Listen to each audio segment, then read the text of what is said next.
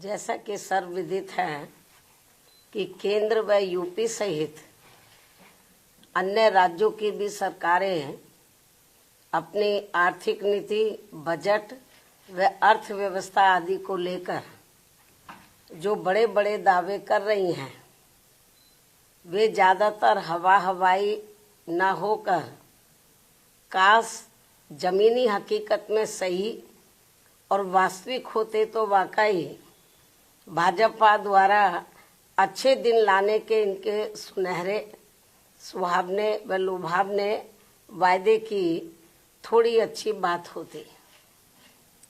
किंतु दुखद है कि सरकार की अधिकतर नीतियों एवं कार्यक्रमों से जग जाहिर तौर पर कुछ मुट्ठी भर बड़े बड़े पूंजीपति व धन्ना सेठ और अधिक धनवान बन रहे हैं व इन जैसे लोगों की संख्या दिन दोगुनी व रात चौगुनी बढ़ रही है, जो कि ये सरकार की पूंजीवाद समर्थक नीति का जीता जागता प्रमाण है। जबकि सरकारों का सही व संवैधानिक दायित्व अमीरों को और अधिक अमीर बनाने की बजाय यहाँ के दलितों, आदिवासियों, पिछड़े वर्गों व अन्य मेहनतकश समाज से संबंधित रखने वाले करीब 125 करोड़ नागरिकों की गरीबी, बेरोजगारी व हर प्रकार के इनके पिछड़ेपन को दूर करना चाहिए, ताकि इन सबका थोड़ा भला होकर इनके त्रस्त जीवन में बहुअपेक्षित व बहुप्रतीक्षित सुधार लाने की संवैधानिक मंशा पूरी हो सके। लेकिन ऐसा नहीं करना स्पष्टतः सरकार की गरीब विरोधी नीति व कार्यकलाप ही कहलाएगा।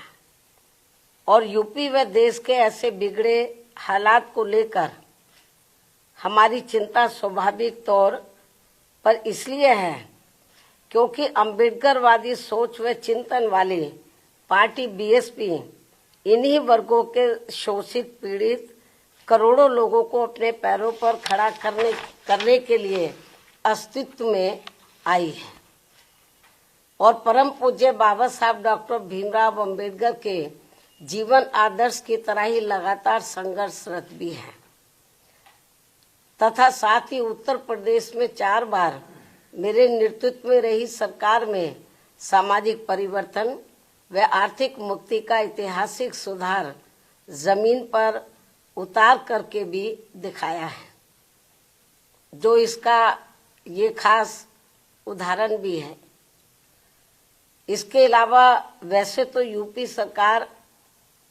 यूपी को वर्तमान में जो चल रही है यूपी सरकार, यूपी को देश का ग्रोथ इंजन होने का दावा करते हुए नहीं थकती है, किंतु आबादी के हिसाब से देश के सबसे बड़े राज्य होने के बावजूद यहाँ के लोगों के जीवन की जो शिक्षा, स्वास्थ्य, सड़क, बिजली, पानी आदि बुनियादी जरूरतों को लेकर जो दुर्दशा है वह किसी से भी छिपी हुई नहीं है। केंद्र की तरह यूपी सरकार के पास भी धन की कमी नहीं है, लेकिन इसका इस्तेमाल यहाँ के गरीब लोगों के हित कल्याण तथा इनके जीवन सुधार में पूरे सही से नहीं होना, ये काफी चिंताजनक बात है। ये कांग्रेसी कृत्य है, ये तो कभी कांग्रेस के जमाने में होता था। ये कांग्रेसी कृत्य है जिस नक्शे कदम पर अब भाजपा सरकारें भी चलती हुई नजर आ रही हैं। भाजपा व अन्य और जो रीजनल पार्टियों की सरकारें हैं वो भी चलती हुई नजर आ रही है, जो बड़े दुख की बात है। इतना ही नहीं बल्कि कांग्रेस व सपा सरकार की तरह ही भाजपा सरकार द्वारा भी बाबा साहब डॉक्टर भीमराव अम्बेडकर समग्र विकास योजना आदि जैसी महत्वपूर्ण योजनाओं को निष्क्रिय बना देने के कारण हमने जो डॉक्टर भीमराव अम्बेडकर समग्र विकास योजना यूपी में शुरू की थी, तो इसको कांग्रेस और सपा की सरकार की तरह ही भाजपा सरकार द्वारा भी डॉक्टर अंबेडकर समग्र विकास, ग्राम विकास योजना आदि जैसी महत्वपूर्ण योजनाओं को निष्क्रिय बना देने के कारण अब गरीब ग्रामीण परिवारों का अपेक्षित समग्र विकास प्रभावित है। जबकि बीएसपी की सरकार ने इस योजना को भरपूर धन देकर गांवों को 17 बुनियादी सुविधाओं से जोड़कर यहाँ लोगों के जीवन में काफी सुधार लाया था। ये बात सर्वविदित है। लेकिन अब आम चर्चा के मुताबिक अधिकांश सरकारों पर लोगों को बसाने से ज्यादा लोगों के घर उजाड़ने के ज्यादा आरोप हर जगह लग रहे हैं। ये भी आम चर्चा है। इसके साथ ही मध्य प्रदेश भाजपा सरकार के वरिष्ठ मंत्री द्वारा विभिन्न सरकारी कल्याणकारी योजनाओं के लाभार्थियों को भिखारियों की फौज बताने से इन करोड़ गरीब अपेक्षितों के प्रति इनकी हीन, संकीर्ण एवं जातिवादी सोच ज्यादा प्रदर्शित होती है, जो ये गंभीर विषय भी है।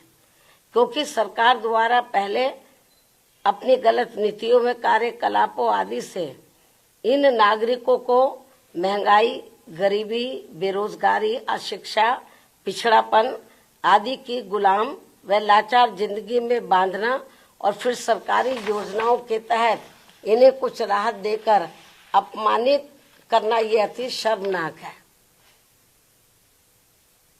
मतलब मामूली सा राहत देकर। उससे भी दुखद बात यह है कि दलित, शोषित, पीड़ित गरीबों को थोड़ा सा अनाज देकर इनका वोट लेकर सरकार बनाना और सरकार बन जाने पर इनको भिखारियों की फौज बताकर इनके आत्मसम्मान व स्वाभिमान को जबरदस्त ठेस पहुंचाने वाली खुली गरीब विरोधी जातिवादी राजनीति करना ये ठीक नहीं है। और इसकी जितनी भी निंदा की जाए वह कम है। ये विषय हालांकि मीडिया में तो काफी चर्चा में रहा है, लेकिन इसके बावजूद केंद्रीय नेतृत्व ने इसका संज्ञान लेना उचित नहीं समझा, जो ये भी चिंता की बात है। इसके साथ ही यूपी ही नहीं बल्कि पूरे देश में भाजपा सरकारों द्वारा कानून व सरकारी मशीनरी का दुरुपयोग करके धर्म विशेष के नागरिकों व उनके धार्मिक स्थलों आदि को जो टारगेट किया जा रहा है, वह संविधान की मान मर्यादा व उसके धर्म निरपेक्षता के मूल सिद्धांत के विरुद्ध वास्तव में देश के विकास को बाधित करने वाला कदम है। और अब मेरा यही कहना है, केंद्र व यूपी सहित सभी राज्य सरकारों को अपनी संकीर्ण, द्वेषपूर्ण, जातिवादी व सांप्रदायिकता आदि के कृत्यों से जरूर बचना चाहिए, क्योंकि इससे देश के करोड़ों गरीबों, मजदूरों, शोषितों, पीड़ितों, दलितों, आदिवासियों, पिछड़ों व अन्य मेहनतकश नागरिकों का हित व कल्याण नहीं हो पा रहा है, और जिससे वास्तव में देश हित भी प्रभावित हो रहा है।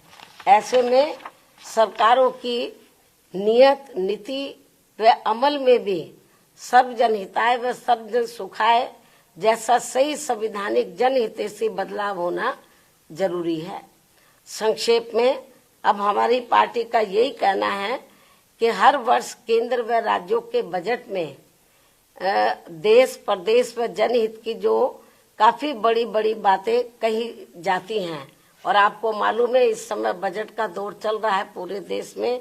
राज्यों की सरकारें अपना बजट रख रही हैं, केंद्र की सरकार ने भी बजट रखा, चर्चा भी अब इस पर होगी।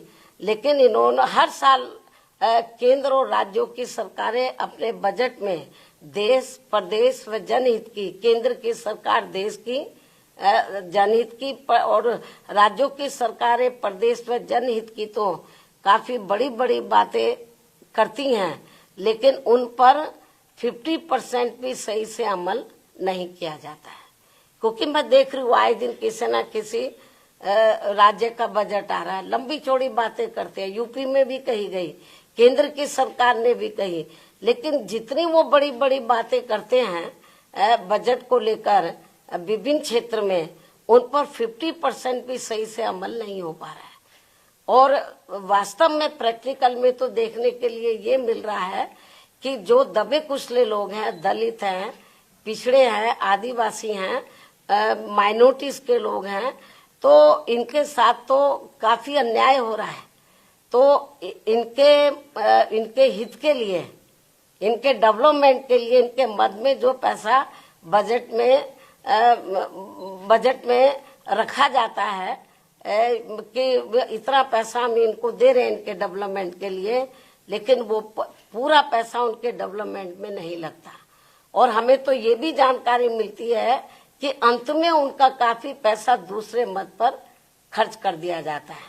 और इसको लेकर हमारी पार्टी ने पार्लियामेंट के अंदर भी आवाज उठाई थी। जब मैं मेंबर पार्लियामेंट थी, मैंने भी इस मुद्दे को काफी गर्मजोशी के साथ उठाया था।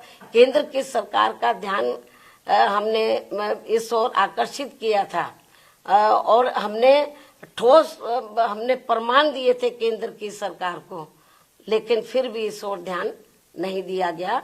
तो इनके लिए, इनका वोट हासिल करने के लिए जो वीकर सेक्शन के लोग हैं, जो गरीब लोग हैं, अन्य मेहनत कश लोग हैं, इनके डेवलपमेंट के लिए बातें तो बड़ी बड़ी कही जाती है बजट में। इस बार भी काफी लंबी चौड़ी बातें कही हैं, लेकिन वो पैसा भी पूरा इन पर खर्च नहीं होता है। और आखिर में चुपके से, बहुत ही सावधानी पूर्वक, मतलब चुपके से, मालूम भी किसी को ना पड़े, दूसरे मद में पैसा ट्रांसफर कर दिया जाता है। तो ये हाल है बजट का। इसलिए ये जो बजट में खास तौर से हर साल जो बड़ी बड़ी बातें कही जा रही हैं, अब भी कही जा रही हैं, तो मेरे ख्याल उसका फायदा जो जरूरतमंद लोगों को जितना होना चाहिए वो नहीं हो रहा है। तो इसलिए मेरा केंद्र और राज्य सरकारों को यही कहना है कि जो आप बजट पे कहते हैं, उसके ऊपर जो भी आप वायदा करते हैं, जो भी पैसा सैंक्शन करते हैं, उसके ऊपर आप लोगों को अमल भी करना चाहिए। मुझे पूरी उम्मीद है कि ये लोग जरूर मेरी इस बात की तरफ ध्यान देंगे। अब मैं अपनी बात यही समाप्त करती हूँ। धन्यवाद। जय भीम व जय भारत।